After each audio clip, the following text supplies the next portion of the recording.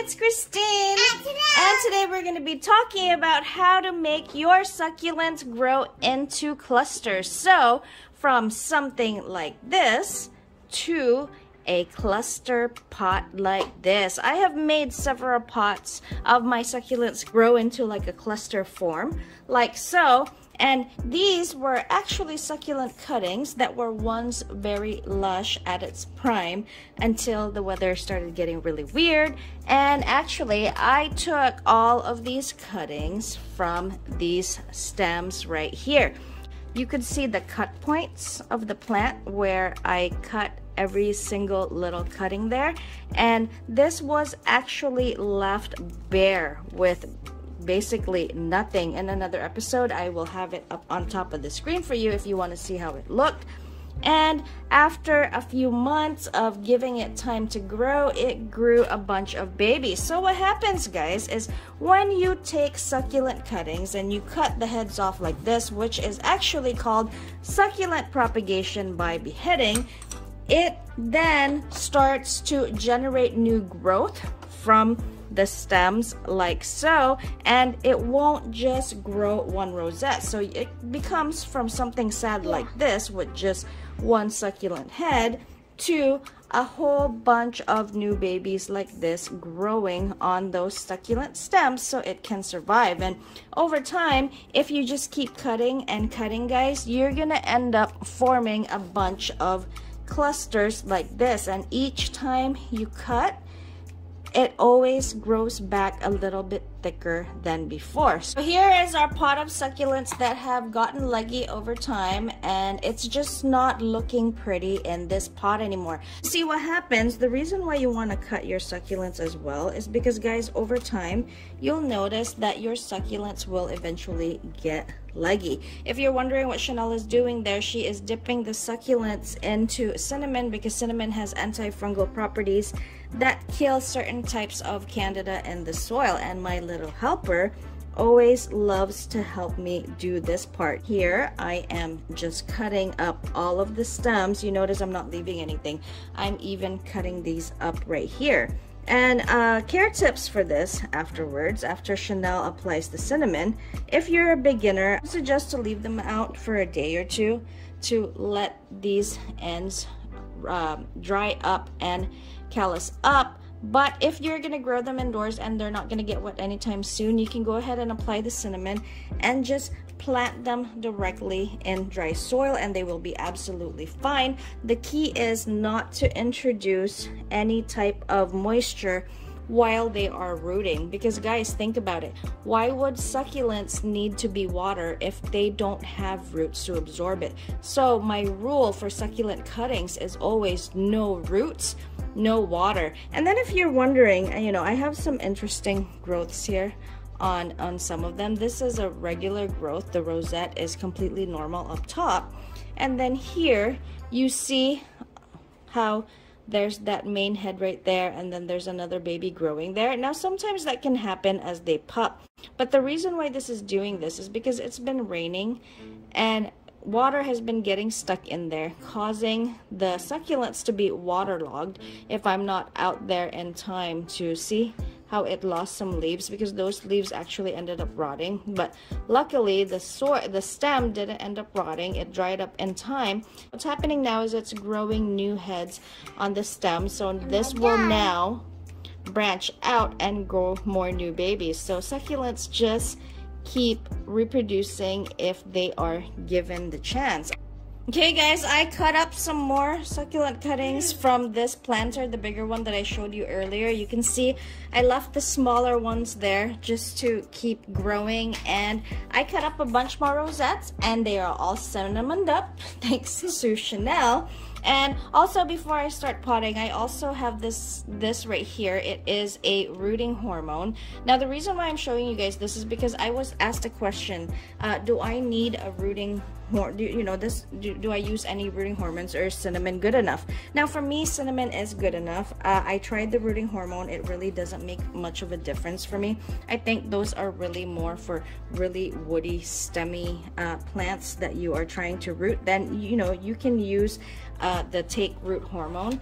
But as far as succulents go, they don't really benefit from it, I think. I mean, you put it there, they'll still root whether you put it there or not. So if you're thinking about buying rooting hormone, you can go ahead and try it out, but I don't think it's necessary. So what I have here is my succulent soil mix. It is called Sunshine Mix Aggregate Plus number 4. They can be found in most hydroponic stores, if not in your local stores.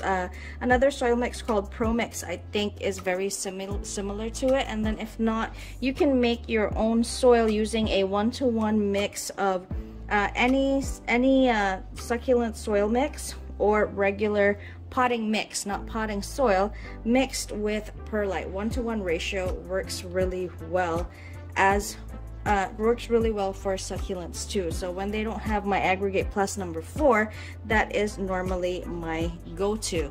And my succulents do just as well in it, but I like this one better because I don't have to mix anything. The bag comes the way that I like it, and my succulents thrive in it. So it's important, guys, to plant your succulents in dry soil because, like I said, no roots, no water. If you plant them in soil that is wet, you could cause those ends to actually end up rotting because they're going to be basically sitting in wet soil. And as much as possible, when succulents don't have roots, you want to avoid that. I mean, even when they do have roots, you don't really want them sitting in wet soil for too long. Here is the one that I showed you earlier. What you want to do when you have your succulents planted like this as cuttings, if you are putting them outside, make sure to put them in a bright shaded area with indirect sunlight. You don't want any direct light because it could end up burning your succulents.